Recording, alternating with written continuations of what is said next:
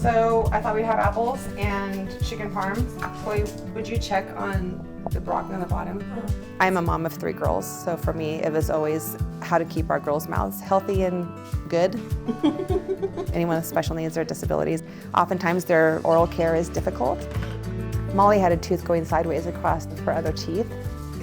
It was so nice to go to one dentist in town than to have another dentist for our daughter with disabilities. I just have complete confidence in her.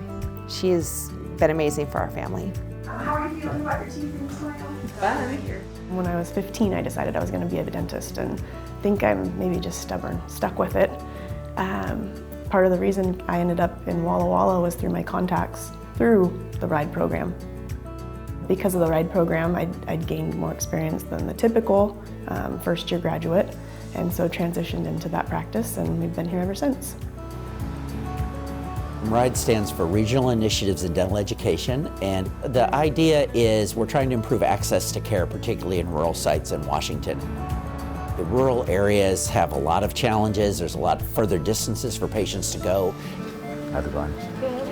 A RIDE student, what we try to do is give them the skills, because sometimes they're going to need extra skills because maybe a specialist isn't available, so they may have to do more orthodontics, periodontics, prosthodontics, oral surgery, all of those things.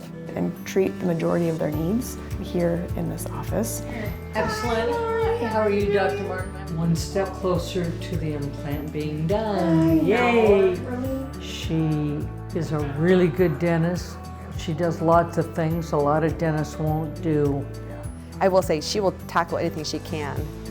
We feel incredibly fortunate that Patty Martin is in our community because of the knowledge she did bring. You want to be able to share that around the states or around in other areas. Take it to these communities and then teach those communities how to do it well. Oh yeah. She's put a lot of smiles in our family's life, and I'm very grateful for her knowledge.